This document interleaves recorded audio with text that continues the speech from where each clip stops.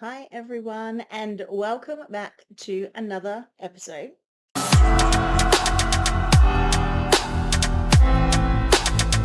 So, today I want to just talk to you a little bit about overwhelm. Okay.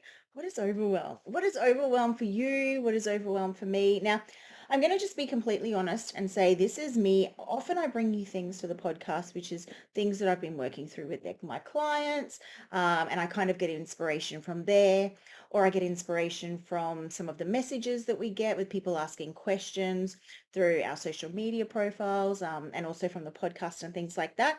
However, today I was just I'm literally winging it.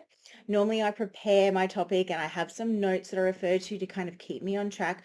Whereas today I just want to come to you with regards to me and the feeling of overwhelm that I have had probably for the last couple of weeks and what I've done to kind of bring me back on track. So I thought I would just share my tips. Now, take some of these and try them if you want to see if they work for you. If they don't work for you, or if this is not your type of personality, that's okay. However, I was just feeling, if we kind of go back to potentially a couple of weeks ago, where I'm feeling like Christmas is coming in quick, okay? I've got three kids. They're all three boys actually, and they all go to school. And it's coming to that end of year where school holidays, are coming quick and fast.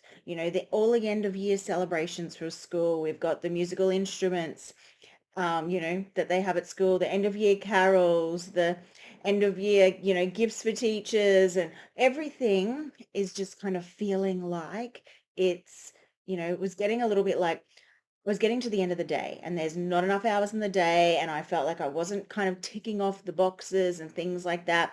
And my head, everything was just kind of, oh, what do I need to do? What do I need to do? And this, in all honesty, is something that I train on and I coach on. So it kind of, and it probably didn't go quite 2 weeks now and I've solved it, if that makes sense. So I didn't let it go on and I probably picked it up a little bit quicker than sometimes some of my clients do or some of the people that I talk around me. However, I did pick up on the things where for me, I know when I'm stuck in kind of like a chaos mode or an overwhelm mode, when I'm at the end of the day and I'm not feeling like I smashed it or I got my jobs done or I, did the things that I set out to do. Because I tend to get into this stuck state, and this is me, hands up if this kind of resonates for you. But when I'm stuck in this overwhelm, I'm kind of doing what I think is busy work, whereas I'm working all day, but I'm actually not really accomplishing anything. And for me, that means that I'm dabbling in here, I'm dabbling in there, I'm dabbling in there, and I'm kind of going between everything and I'm task switching from one thing to another, which if you know anything about task switching, in particular for me, I find it is exhausting from an energy consumption point of view, because you're going from one type of a task where you may be required to focus, and then you're switching to another task where maybe you need a creative ability for, and then you're going to something else where you need to get into a deep focus or you need to, you know, and it's not productive. It's not productive in any way, shape or form. So what did I do? So basically I took 2 days off. Okay. 2 days off. Now, what do I mean by that? For 2 days, I didn't do really any work. Okay. So for 2 days, and this, I don't do this every time, but this is what I've just done in this past. I took 2 days off where I sat in the office, for part of the day and I just brain dumped things. Okay. I just literally brain dumped it. Now, what I've done for this time is I opened up a Google Doc and I started brain dumping in no particular order all the jobs that I feel like I need to do. Either ideas that I have for future things. Literally, I just emptied my brain. So things that I need to do, Christmas shopping lists for people that I, want to purchase for, events and activities we've got coming up for Christmas. What do I need to do for end of school? What's coming up? What do I need to do for my work life? What do I need to do for my family life? And I literally just kept brain dumping this into a Google Doc. Now, when I said I did this for 2 days, is I also had another little booklet that I just carried around with me. And anytime a little idea popped up for something I want to do next year or something, like any other item that needs to go on my to-do list. And I'm talking micro, even if it was, something like, oh, I need to do some food shopping and I need to add this to the list. Do you know? Literally down to the minute. Now, then then I bring all those lists together and I collate them and prioritize them and bring them down. But first, let me talk about why I do a big brain dump. When I get into that kind of state of overwhelm and kind of confusion and kind of like so much is going on, I find that my brain literally is going from one thing to another. So when I get it out of my brain, and my unconscious mind is actually really, really good at this. I've trained it to kind of go, okay, we're at that emptying stage, we're at that brain dump stage. Let's drop it all out. Let's get it out of there. I feel like when I do empty that, it is emptying. Okay, because my unconscious mind has been trained because I do this so many times that when I write it down or when I pop it in an email and email it to myself or when I add it to my Google Doc sheet, whatever it might be, my unconscious mind has actually learnt that I am going to do something with it. It is still important to me. I've just emptied it. So I'm not having that constant kind of overwhelm. Now, I am someone who runs from to-do lists all the time. I actually have like a whole ideal week planned out of what, if everything's going to plan, where I do certain things. And I've actually got an ideal week planned out where I've kind of got like a week 1, a week 2, a week 3, and a week 4 because I have this rotation. Whereas I might only do one type of activity on a Monday in the first week, if that makes sense. And then at that same time slot, I have a different activity that I do in the second week, third week, fourth week, and so on. So I'm very structured and very planned that way. However, there's so much kind of happening right now that was just kind of elaborating to go, you know what? Some things were out of my control. Some things were out of my control. And I needed to just kind of reevaluate what, empty my head and then what is now priority for me. So the emptying the head part is my first thing. Brain dump it, empty it out, let your unconscious mind know that it is important to you. However, you don't need to be focusing on it and keeping that in there all the time. So then I collate all those lists, pop them in a list all together, and then I categorize it. Now you work out what's going to be best for you, but I color code mine.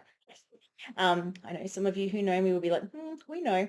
So I color code mine, and then I'll also move them in my Google Doc sheet so that the most urgent ones need to be moved up, and then what's my focus for this week, what am I focusing on, and what are maybe the tasks that are like they're out and about when I'm running errands. So for me, a Wednesday is my personal appointments day. And that's the days where I might go out and get my hair done, my nails done, brows, a massage, run errands, might go and have a lunch with somebody. That's my day. So if I'm out and about and I've got a list that's ready out and about and my brows are finished earlier and I've got a gap between something, while I'm out and about, I will go and run some of those errands and do them. So I have like little lists like that, but they're all accessible. They're in a Google Doc file so that I can, access them on my phone, access them on my computer. So yeah, so that's what I do. I categorize it. So work out what your categories would be for you. Because then I even have like an ideas list. I wanted to empty it out of my head, but I've just got an ideas list. It's not for now, but it's not never. It could be something that I need to elaborate on, or it could be a training that I need to do, whatever it might be. So we're going to prioritize you to tasks and put them into little categories, and it might be some, and then you might group your tasks and go, okay, these are my creative tasks that I need to do. I need to put them in some time blocking and do that here. Now, what's my next thing? My next biggest tip, okay? And this is in particular if you are maybe, running a business, okay? You're an entrepreneur of some sort, whether or not you have your own business, whether or not this is even in your career, whatever it might be. I want you to have a look at the tasks that you need to do. And when you're so overwhelmed, like in all honesty, right now, there is no way that I'm going to get everything done on my to-do list. So rather than beat myself up about that, I'm going to look at my to-do list and go, what is actually a priority to me? What do I need to do? What can I delegate? What can I like just forget about for now and come back to it for later? But then I also need to, because sometimes when we break it down into those things, we're like, this is important to us and we need to do it. However, I want you to look a little bit further and go, is this an income producing activity? Okay. Because there are so many tasks when you're running your own business, and we get tied up in busy work. We get tied up in maintenance activities that we're doing. And some, you need to do some activities to keep your business open. However, are you focusing on the income producing activities to ensure you've got that income side of things happening? Okay. All right. So if you don't know what they are, reach out to me and we can have a little bit of a brainstorm session and I can find out a little bit more about you to what they are. It all depends on, basically for me, as just like a quick overview, an income producing activity is if you have a service-based business or a product-based business, it's a way of being able to demonstrate your product. Okay, so to create a booking where you can demonstrate your product is an income producing activity. So the steps that lead up to you actually being able to demonstrate your product in a situation. Okay. And then if you've got like a service-based business, it's like, what are the activities that create that booking for you to be able to do that service with them? So what are all those lead up activities that you do that could be, doing it? Again, that was just a very vague, and I'm probably just tapping into a couple of my other businesses and saying that's what is relevant. So so what I'm doing right now, in all honesty now for the next couple of weeks, is basically I've set myself some focuses and kind of said, this is my intention. This is my focus for the next 2 weeks. And I've got no more than 3 things on there that are like my big focus. And these are like the tasks and these are the things. So basically, if anything else comes up right now that needs to be added to my list, I am going to ask me, is this important? Is this urgent? Like for in the next 2 weeks. And if it's not, it most likely isn't going to get added to my list. And also, I'm going to ask myself, is it one of these focuses? Like, is it one of these intentions that I've set myself for these 2 weeks? And if it's not, I'm giving myself permission to say, I'm sorry, but unfortunately, I can't add that to my workload at this time. Or unfortunately, that's not an idea that I'm going to take on board at the moment because this is my focus. However, I'm happy to revisit that in the new year. Okay. And I'm okay with that. I'm okay with that because I've done the planning. I've done the behind the scenes activities to work out what my priorities are right now. I've worked out what my focus is, what my intention is, and basically what I want to achieve for this quarter. And if that's not helping me get closer to my goals for this quarter, for my intentions for this quarter, I'm going to have to say no. And I'm okay with that. And we don't even have to apologize. I know I was saying I'm sorry, but I'm just to myself saying, look, you know what? It's not important right now. That's not important. Um, it's a no from me. So that's just a couple of suggestions for you. So if you're feeling a little bit overwhelmed, my first tip would definitely be you don't have to take 2 days off. Okay. I don't work full days. And I would have done some other activities in there, wouldn't have been. But for 2 days, I did have that focus and that intention of how can I just brain dump everything and have a look at that. So I've got the whole bigger picture. I've got all the ingredients. I've got everything there to decide what it is that my bigger picture needs to focus on, to then be able to get myself some clarity around my direction and what my focus is going to be on. So have a look. If you find yourself that you're sitting in some overwhelm right now and you want to, just take a step back, slow down to speed up. There's some things that I hear on podcasts and I've learnt in the past. Just slow down to be able to, get a better understanding of where you're at.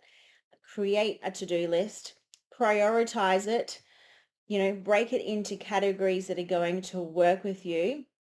Delegate if you can. Delegate if you can. And then learn to say no. If it doesn't align with your focus, it's okay to say no. Anyway, I hope this is helpful. I trust that it was. Okay. I trust that something inside me said that I needed, more than one person needed to hear this today. And I'll see you next week with something else. All right. Bye, everyone.